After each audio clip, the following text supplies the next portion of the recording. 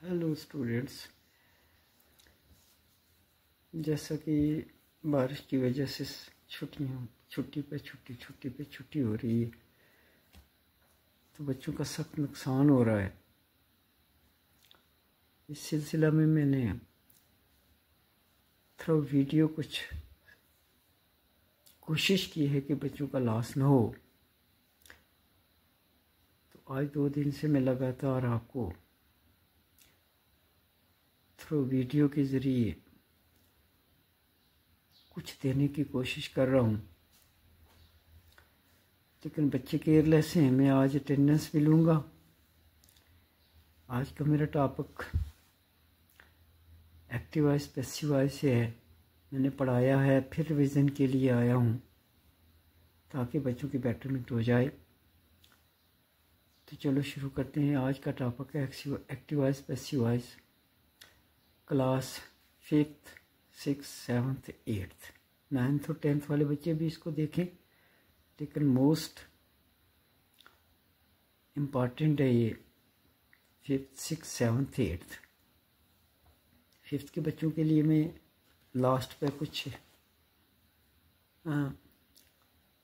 कहूँगा, लेकिन 6th 7th 8th ये बच्चे सख्ती से इस टॉपिक को ले और मुझे रिस्पांस करे वापस, ताकि जहाँ कहीं कोई परेशानी हो उसको मैं दोबारा क्लियर कर सकूँ। तो शुरू करते हैं active voice passive voice.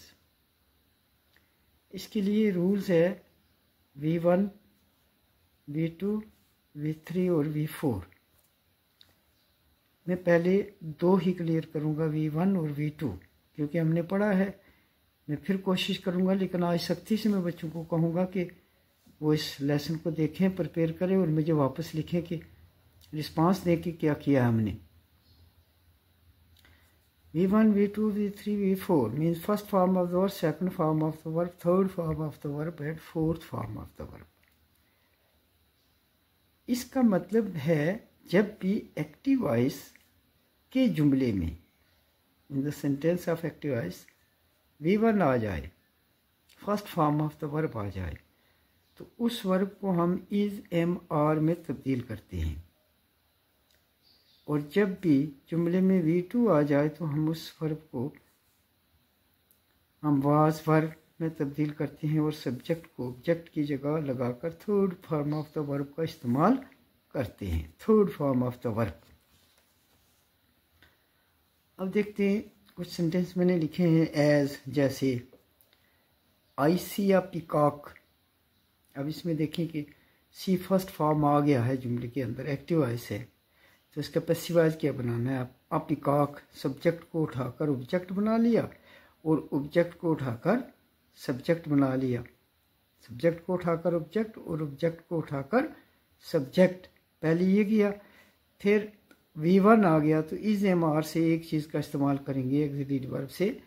A peacock is, peacock object था, इसका सब्जेक्ट बना लिया। अ पिकॉक इज सी की थर्ड फॉर्म सीन बाय मी। आई सब्जेक्टिव प्रोनाउन है और जब ये ऑब्जेक्ट की जगह जाएगा तो ऑब्जेक्टिव प्रोनाउन मी हो जाएगा।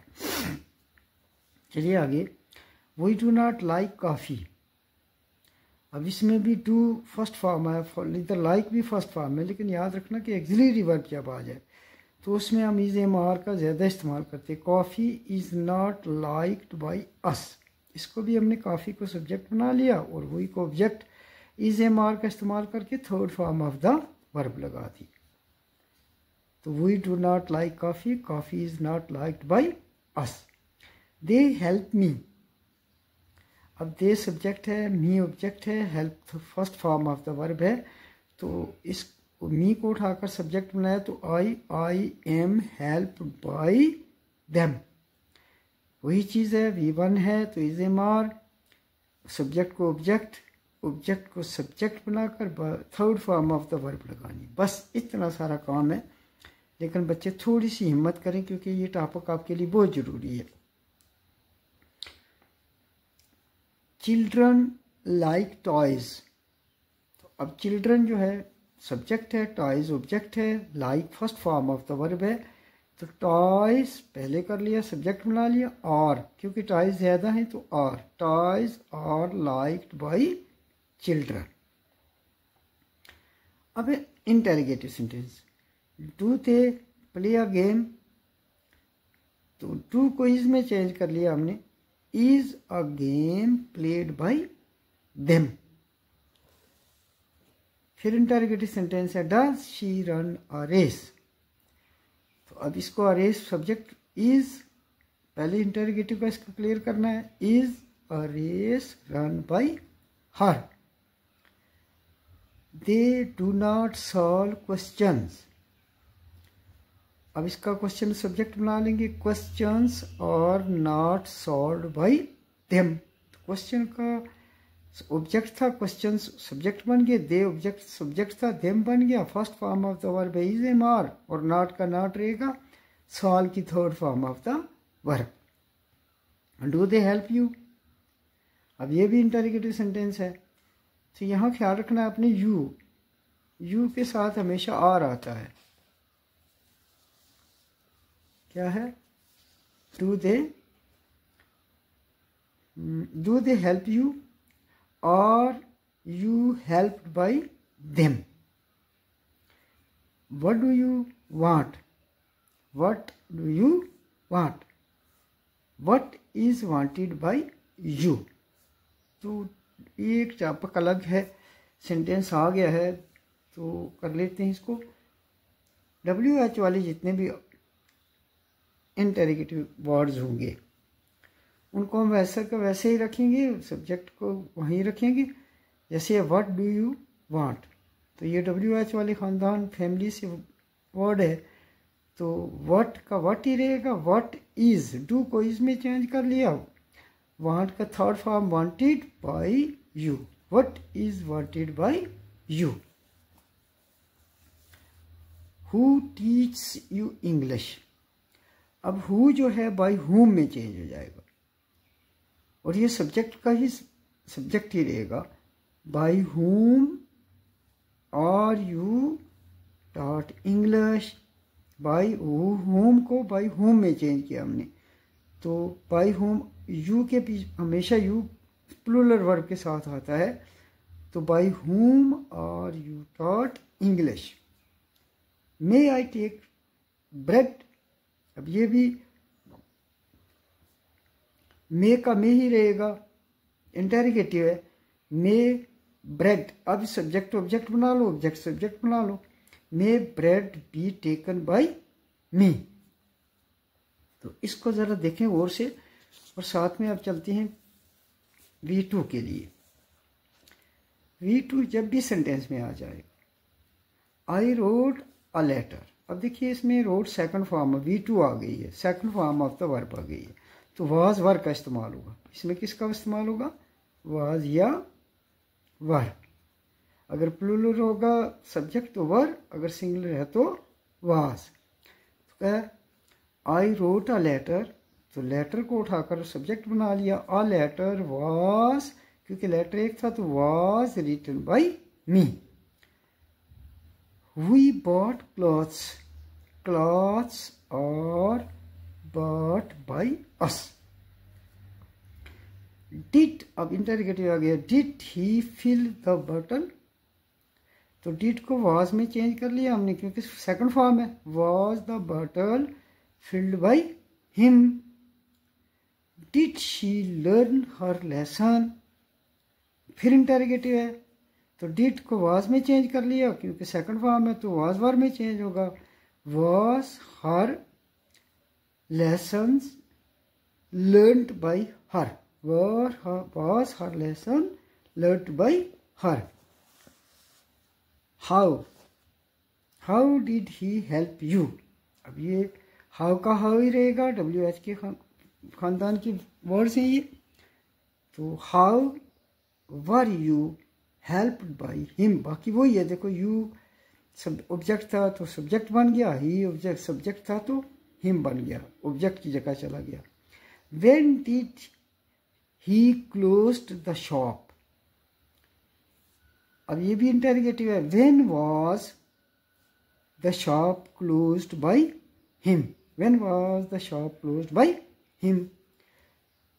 Why did you abuse him, why did you abuse him, why was, अब बाकी वही रूल्स लग रहा है, ही अब्यूज्ड बाय यू, हिम का ही बना, यूज ऑब्जेक्ट चला गया और अब्यूज की थर्ड फॉर्म लग गई, तो वॉज पीछे लगा हुआ है, why was he abused by you.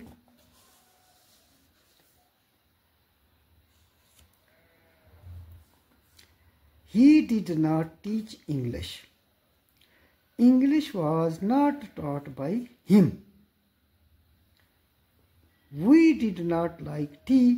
फिर वही चीज़ है, वही सब्जेक्ट है, ऑब्जेक्ट बन जाएगा, यहाँ ही सब्जेक्ट था, ऑब्जेक्ट बन गया, और इंग्लिश ऑब्जेक्ट थी तो सब्जेक्ट बन गया, टी और सब्जेक्ट बन जाएगा, टी अब डिड है तो was, it was not liked by us, she sang a song, second form of the verb है, वाज वर्ब का यूज होगा, अ सॉन्ग ये सब्जेक्ट ऑब्जेक्ट था तो सब्जेक्ट बन गया, a song was third form of the verb, sung by her, he helped me, तो second form of the verb है, वाज वर्ब, सब्जेक्ट को ऑब्जेक्ट, ऑब्जेक्ट को subject, I was helped by him, I was helped by him, me था object तो subject बन गया, ही था subject तो ऑब्जेक्ट बन गया, वाज लगाया क्योंकि second form of the verb है, और प्ले की प्लेड की अब थर्ड फॉर्म है, प्लेड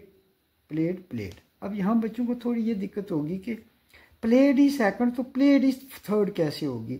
याद रखना जब सेम वर्ब सेकंड और थर्ड आ जाए तो जिस वर्ब के पीछे एक्सिलरी वर्ब होगा वो third form of the verb है, और जिसके पीछे एक्सिलरी वर्ब नहीं है वो second form of the verb है। तो ये 22 सेंटेंसेज हैं, 22 सेंटेंसेज हैं। मुझे लिख कर वापस करो ताकि मैं देखूं कि आप कहाँ तक पहुँचे, और ये मैं कापियों पर लिखा हुआ काम देखूंगा। कोई बच्चा लापरवाही से न रहे क्योंकि बारिशों की वजह से स्कूल बंद है और आपका लॉस ना हो। कोशिश करो कि ये लेसन तैयार हो जाए ताकि आपका छुट्टी में नुकसान ना हो। और छुट्टी के बाद फर्स्ट से मेरा ख्याल है मौसम साफ भी है, क्लास वर्क शुरू हो जाएगा, और ये पहले मैं टेस्टेज लूँगा 5वीं 6वीं 7वीं और 8वीं के बच्चों से। लाइटली बिल्कुल नहीं लेना, इसको प्रिपेयर करो इसे। मैं रूल्स पूछूंगा आपसे, V1 V2 V3 V4 means क्या है, ये कहाँ यूज़ होते हैं, और पैसिव वॉइस में सब्जेक्ट को ऑब्जेक्ट, ऑब्जेक्ट को सब्जेक्ट बनाकर फर्स्ट फॉर्म आ गया तो इज एम आर, सेकंड आ गई तो वाज वर, तो थर्ड आ जाती है तो ये कल थर्ड और fourth form of the verb पे सेंटेंस क्लियर करेंगे।